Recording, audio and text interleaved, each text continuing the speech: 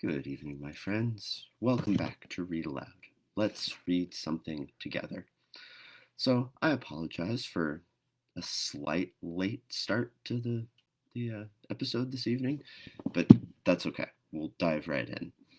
So, we are reading Anne of Green Gables by Lucy Maud Montgomery, and most recently, uh, uh, upon our last reading, um, Anne baked a cake for the new pastor and his wife, and she accidentally used anodyne liniment, which I'm sorry to say that I am from a modern enough age.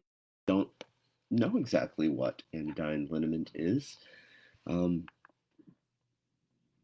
I'm trying to remember how similar it is to that thing that in Oklahoma when is it Lori? No, that's laudanum. Never mind. Sorry, I'm losing my mind. Anyway, I hope that you are well, and thank you for being patient. And let's read uh, chapter 22. Anne is invited out to tea. And I do apologize for the uh, current state of my voice. I don't know what time of year it is where you are, but allergy season has arrived in my neck of the woods. And I woke up this morning sounding like Leonard Cohen. So uh, my tenor will be a bit less tenory, and my baritone will be a bit more baritony.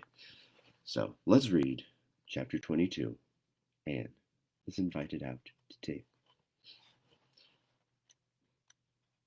And what are your eyes of your head about now? Asked Marilla, when Anne had just come in from a run to the post office. Have you discovered another kindred spirit?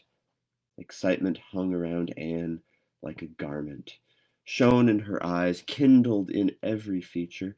She had come dancing up the lane like a wind-blown sprite through the mellow sunshine and lazy shadows of the August evening.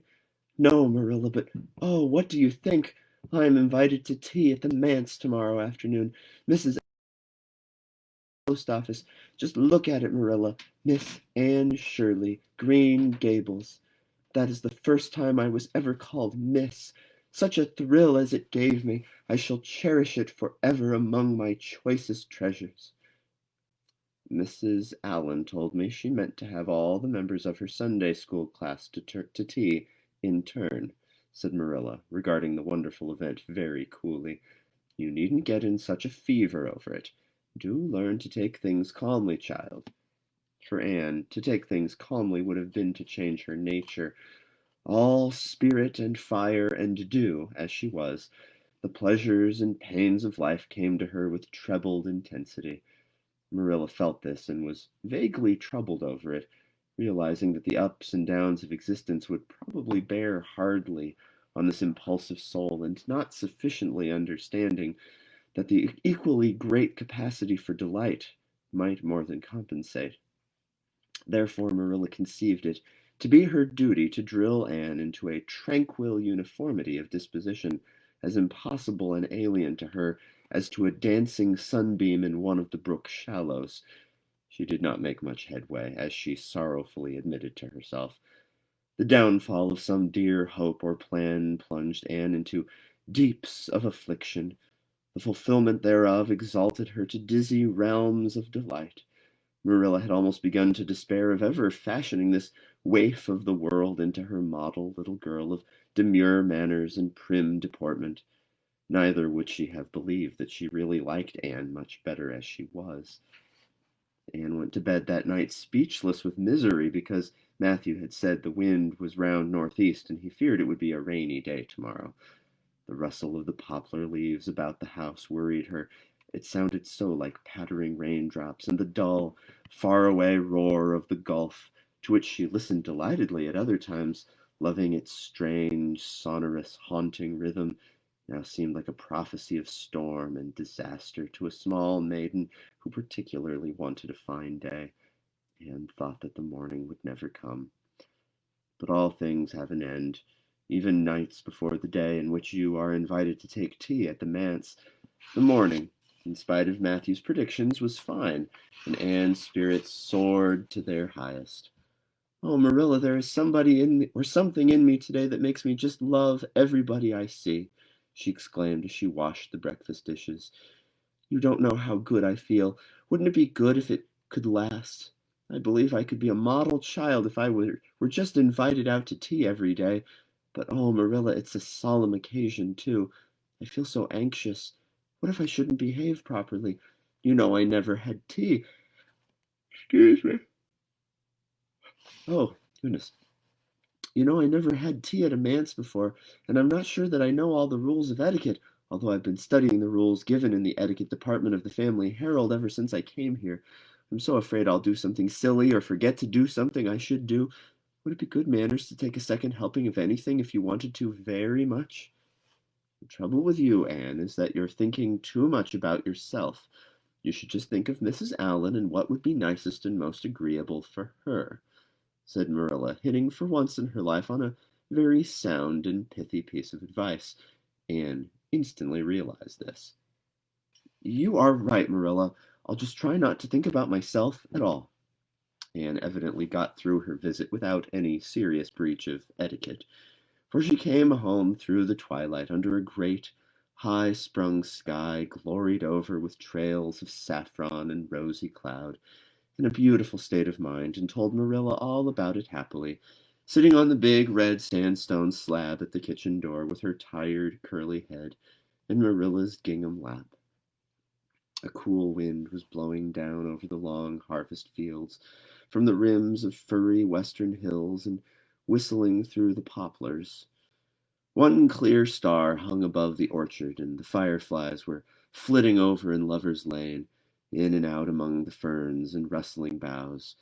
Anne watched them as she talked, and somehow felt that wind and stars and fireflies were all tangled up together into something unutterably sweet and enchanting. Oh, Marilla, I've had a most fascinating time. I feel that I have not lived in vain, and I shall always feel like that even if I should never be invited to tea at a manse again. When I got there, Mrs. Allan met me at the door. She was dressed in the sweetest dress of pale pink organdy, with dozens of frills and elbow sleeves, and she looked just like a seraph. I really think I'd like to be a minister's wife when I grow up, Marilla. A minister mightn't mind my red hair because he wouldn't be thinking of such worldly things. But then, of course, one would have to be naturally good, and I'll never be that, so I suppose there's no use in thinking about it. Some people are naturally good, you know, and others are not. I'm one of the others. Mrs. Lynde says I'm full of original sin. No matter how hard I try to be good, I can never make such a success of it as those who are naturally good. It's a good deal like geometry, I expect. But don't you think the trying so hard ought to count for something? Mrs. Allan is one of the naturally good people. I love her passionately. You know there are some people, like Matthew and Mrs. Allan, that you can love right off without any trouble, and there are others, like Mrs. Lynde, that you have to try very hard to love. You know you ought to love them because they know so much and are such active workers in the church, but you have to keep reminding yourself of it all the time or else you forget. There was another little girl at the manse to tea from the White Sands Sunday School. Her name was Loretta Bradley, and she was a very nice little girl. Not exactly a kindred spirit, you know, but still very nice. We had an elegant tea, and I think I kept all the rules of etiquette pretty well. After tea, Mrs. Allan played and sang, and she got Loretta and me to sing too. Mrs. Allan says I have a good voice, and she says I must sing in the Sunday school choir after this. You can't think how I was thrilled at the mere thought.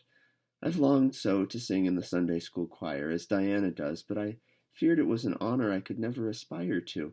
Loretta had to go home early because there is a big concert in the White Sands Hotel tonight, and her sister is to recite at it.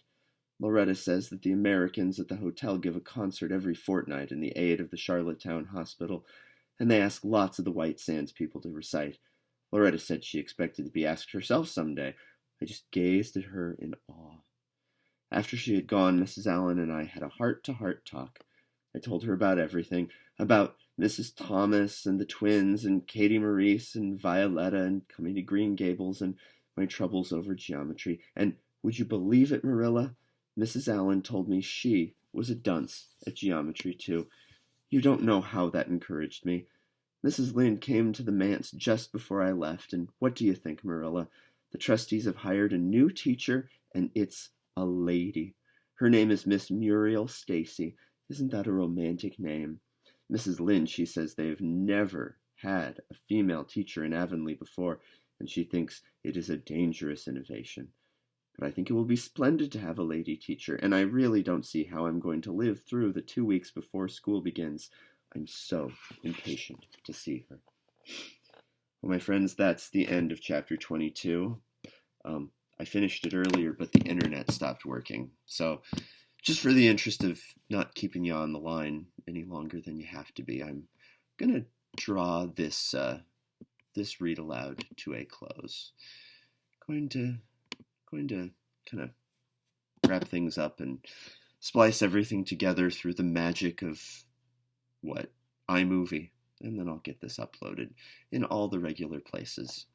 Whether you watch this, whether you attempt to watch this live, whether you're watching this later on Facebook, or you're watching this on YouTube, I hope that you're doing well. I'm kind of completely out of gas, and I don't think I'm going to stay up for another couple of hours. So I hope that you're feeling well. I hope that you're keeping safe and taking care of yourself. If you haven't done it yet, I highly recommend you get a vaccine, wear a mask, wash your hands, tell the people that you love them. And remember, nothing is boring except to people who aren't paying attention. I was born like this. I had no choice.